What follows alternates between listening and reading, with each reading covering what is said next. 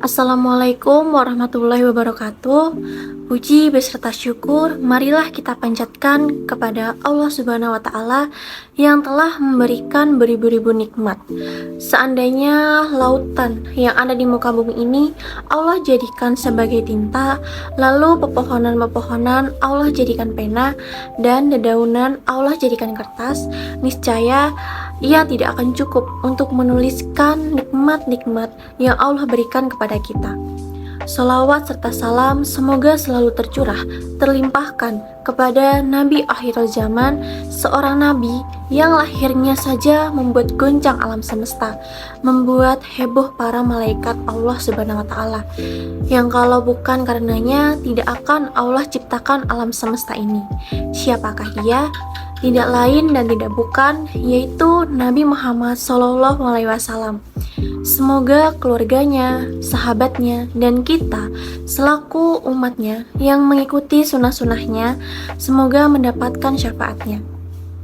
Hadirin yang dirahmati Allah, dalam sebuah zaman yang semakin modern dan terus berubah dengan cepat, kita seringkali berbicara tentang pandemi global yang melibatkan tubuh fisik kita. Namun, apakah kita pernah memikirkan pandemi yang tak kalah seriusnya, namun kerap terabaikan, yaitu pandemi hati? Kita hidup di era yang syarat akan teknologi, keterhubungan global, dan tantangan yang kompleks. Meskipun berbagai kemajuan memberikan kemudahan dalam kehidupan sehari-hari, mereka juga membawa dampak yang signifikan terhadap kesehatan emosional kita. Lebih dari sekedar permasalahan fisik, kita seringkali dihadapkan pada pandemi hati yang selalu merasuki jiwa-jiwa kita di tengah maraknya aktivitas dan tuntutan hidup modern. Oleh karena itu, mari kita bersama-sama merenungi dan membahas cara menjaga kesehatan emosional di zaman ini dengan menerapkan beberapa hal, yaitu yang pertama, berdialog dengan diri sendiri. Dalam menyikapi pandemi hati ini, penting bagi kita untuk berdialog dengan diri sendiri. Introspeksi adalah kunci untuk memahami perasaan-perasaan yang muncul dalam diri kita. Sebagaimana Rasulullah SAW seringkali menyendiri di Gua Hira sebelum menerima wahyu pertama. Kita pun juga perlu waktu untuk berdialog dengan diri sendiri. Merenung dalam keheningan akan membantu kita memahami dan mengelola emosi kita. Yang kedua, yaitu dengan mengelola stres dengan zikir dan doa. Zikir dan doa itu adalah obat hati yang paling mujarab. Dalam keadaan sulit pun, kita seringkali mencari pemecahan di luar diri kita sendiri. Padahal kekuatan sejati datang dari Sang Pencipta. Rasulullah SAW bersabda, inilah doa yang paling baik. La ilaha illallah. Rutinilah menyempatkan waktu untuk berzikir dan berdoa, karena dalamnya kalbu yang khusyuk akan menemukan ketenangan. Yang ketiga, yaitu membangun jaringan sosial yang berkualitas.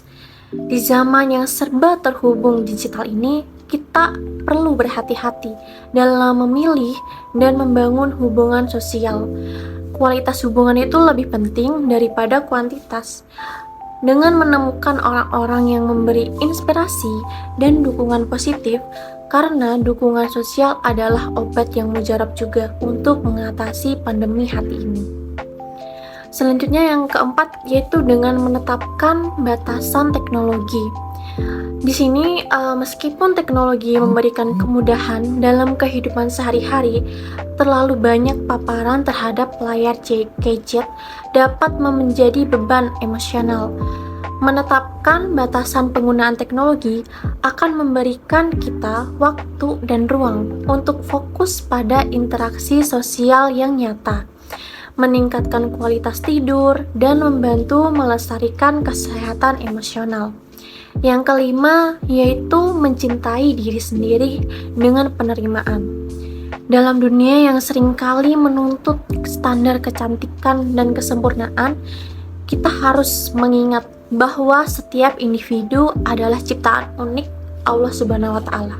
Mencintai diri sendiri dengan penerimaan tanpa syarat akan memberikan kebahagiaan dan ketenangan. Menerima kekurangan dan kelebihan sebagai bagian dari diri sendiri adalah langkah penting menuju kedamaian hati.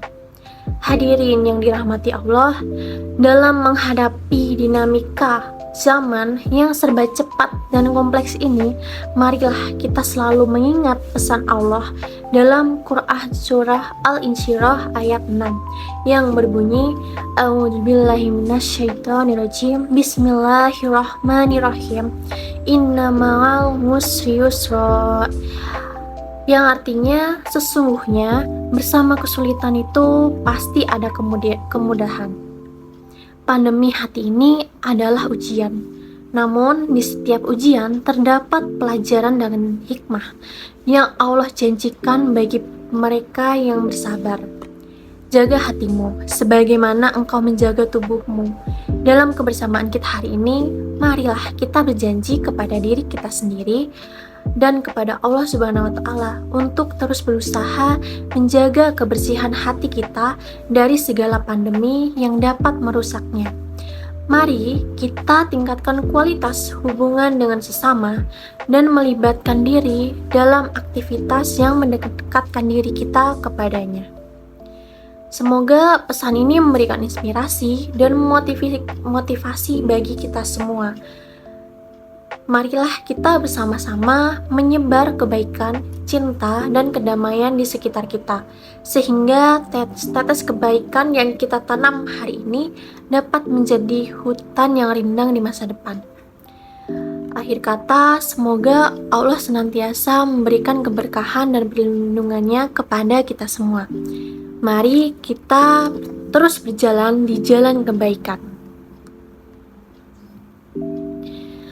dan perlindungannya kepada kita semua. Semoga Allah Subhanahu wa Ta'ala senantiasa memberi hidayah, keberkahan, dan perlindungannya kepada kita semua. Mari kita terus berjalan di jalan kebaikan dan menjaga hati dengan cermat di tengah pandemi kita. Demikian yang dapat saya sampaikan. Semoga dapat bermanfaat untuk kita semua. Jika ada yang baik, maka itu datang dari Allah, dan jika ada yang buruk, maka itu datang dari diri saya pribadi. Mohon maaf atas kekhilafan tutur kata dan perbuatan. Semoga Allah senantiasa membimbing kita semua ke jalan yang benar. Wabillahi taufiq wal hidayah, waridho wal inayah, walafu minkum, akhirul kalam. Wassalamualaikum warahmatullahi wabarakatuh.